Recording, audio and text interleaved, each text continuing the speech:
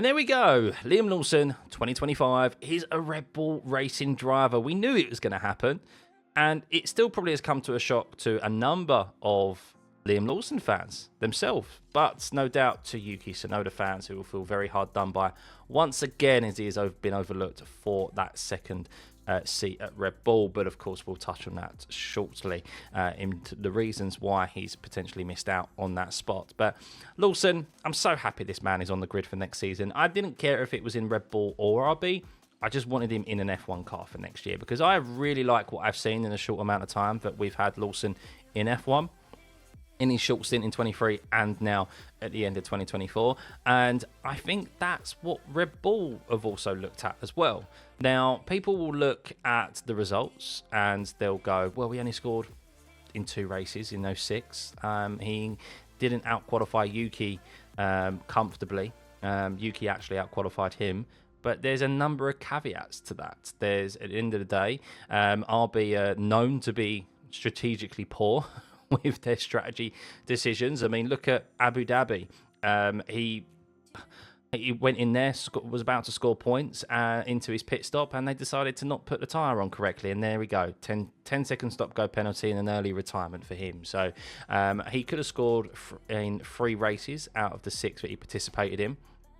And also, I think people forget as well that in a lower half team on the grid, these drivers are not going to be scoring points week in, week out. And I think that's unreasonable to even expect, even for the likes of Yuki or any other driver, because at the end of the day, the top 4 teams are so far ahead of the rest of the field at the moment that unless something catastrophic happens with them, or unless you've got a Sergio Perez in the car, which no longer will be in 2025, the teams were fighting for 2 points finishing positions, 3 at best, unless something, yes, happened with retirements and crashes and so forth, which throughout the duration of a long F1 season does happen. But you can't be basing a driver's sole performance on whether he scores points or not in a forever closing up grid, a tighter grid, and of course a car that isn't always going to be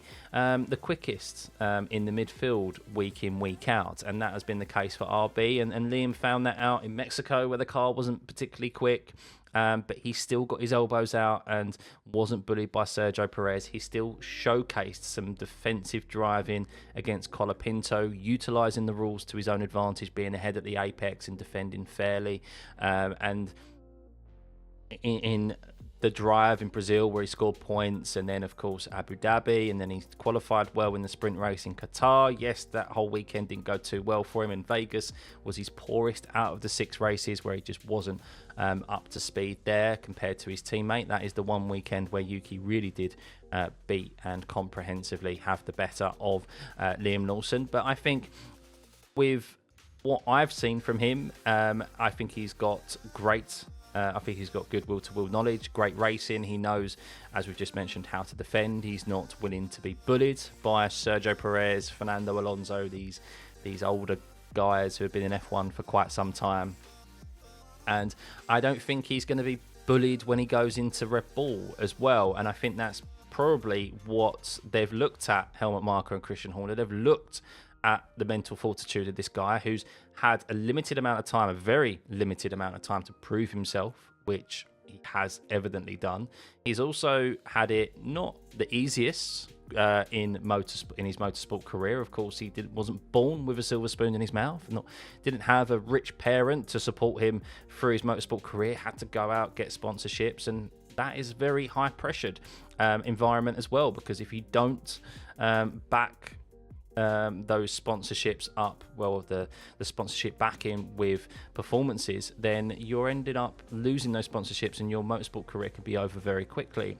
Of course, caught the eye of Red Bull in 2019, Helmut Marko, and here he is 6 years later, about to be promoted into the main team alongside Max Verstappen. Now, speaking of Max Verstappen and Red Bull, is it a good decision for him to join, of course, that poisoned chalice, that poisoned seat of the second driver at Red Bull alongside Max Verstappen? Because, of course, many have failed. Daniel Ricciardo, Pierre Gasly, Albon, Perez in beating Max Verstappen. Well, for Liam, I think he's joining Red Bull at a good time, because I don't think anyone is going to be under the impression that he's going to beat Max Verstappen in Red Bull. Max is clearly the number one driver. He's a 4-time world champion. He is going to get favoritism. End of. For Liam, he is going into that team now where there's no ambiguity of what that second seat is. I think with Albon, with Gasly, with Ricciardo, understandably with Ricciardo, I get it. Maybe even Perez. There was with those drivers, they were kind of lured along, I believe, that they were given equal treatment. I don't think they were ever really truly told that they were the second driver. Whereas Liam will be coming in, and of course they want Liam to do well, and he'll have a set of criteria and goals to achieve. He can't, no doubt, do any worse than what Sergio Perez has done as well over the last few seasons. He, of course, just needs to score points week in, week out. He needs to make it to Q3. He needs to be there to support Max, no doubt, in a championship battle. But they'll be looking to develop Liam as well. But yes, he'll be there as a second driver, and I think there may be more developments offered to Liam in this top team now, with Max being a 4-time world champion and clearly the number one driver, rather than if Liam was in that team 4 years ago, 3 years ago. Because Max was, even though everyone knew Max was the number one driver, Red Bull clearly probably didn't relay that to the likes of Albon and Gasly, who of course couldn't come to grips with the fact that Max was just better than them. And then, of course, development, as understandably as each team does, they gear that as the season goes on towards their driver who's doing the best. So I'm excited to see how he gets on, considering all of these scenarios that I think are going to play out next season, and that's the team that he's walking into. But yeah, also I will say that Max Verstappen is not this driving god that will not ever be beaten. We have thought the same about many a driver in times gone by. Lewis Hamilton, Michael Schumacher, Sebastian Vettel, Fernando Alonso. And yet they come up eventually against someone who can beat them. And who knows, maybe now Max has got 4 world championships, and yes, also announced that he's got a little one on the way.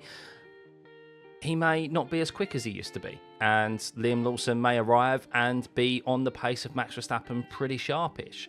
So, I mean, I don't expect it, but that's not unfeasible to expect, because, F1 doesn't stay still, and with new young drivers coming through, there's always going to be guys that are quicker, faster, more reactive, as of course other drivers get older as well, and of course their ambitions change, and stuff happens off track that affects them on track and so forth. So yeah, I'm really excited for Liam Lawson's career. I really hope that he can have a decent season next year at Red Bull. Of course, we're all intrigued to see how it plays out for him.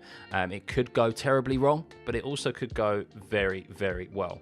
And finally, finishing off with Yuki Tsunoda, we can't not mention it. Overlooked once again. Look, I mentioned it a number of times this season. Yuki, unfortunately, his hurdle was so much larger to get over than any other driver to get into that second seat at Red Bull, because of his connection with Honda. That's pretty much the crux of it and what it comes down to. Yuki was brought into F1 and in that RB seat for business related reasons, because Honda, the engine supplier of Red Bull for many a year now, they wanted one of their own drivers on the grid in F1, so they gave Yuki an RB seat. Arguably, Yuki could have had another year in F2, but he was brought in and he was quite rough around the edges, and he has got better as the years have gone on, as you'd expect, but he hasn't done anything, I think, special. He hasn't comprehensively beaten his teammates that he's been up against. Gasly as well was one where he didn't comprehensively beat him. Yes, he beat Daniel Ricciardo, but he didn't comprehensively beat Daniel Ricciardo, and he didn't comprehensively beat Liam Lawson as well. And unfortunately, even if you've been in a team or on the grid for X amount of years, it doesn't always mean that you're just given the natural right to step up to the next team. Now, do I think Yuki deserved an opportunity to drive that Red Bull car at least for a few races or half a season or so? Yes, I do, because I do think that he has shown a form of natural progression.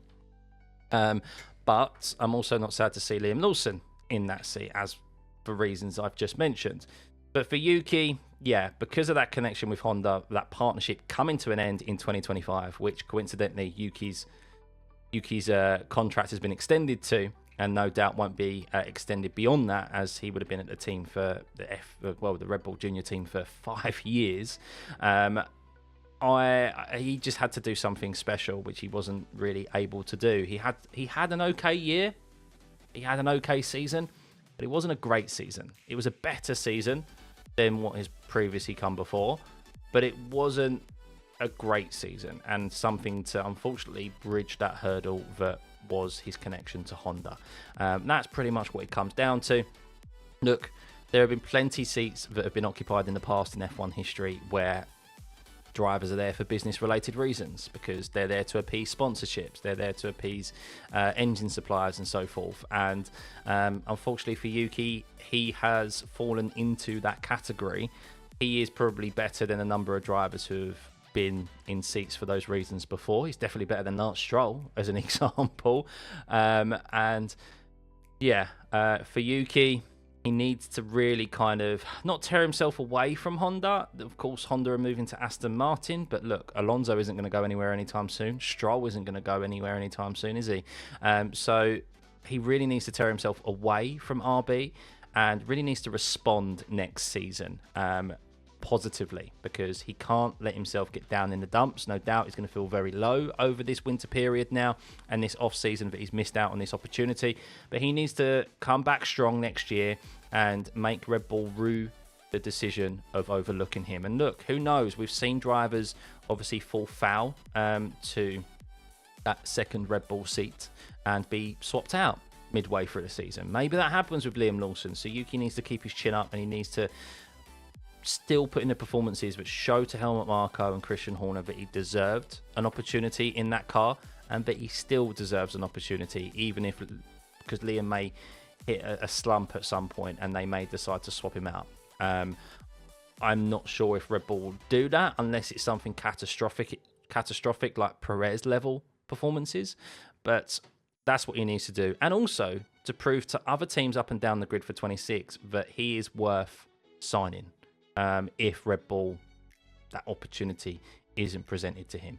And I would expect that for Yuki, it's not going to be presented to him, especially after being overlooked now. So I wouldn't expect anything.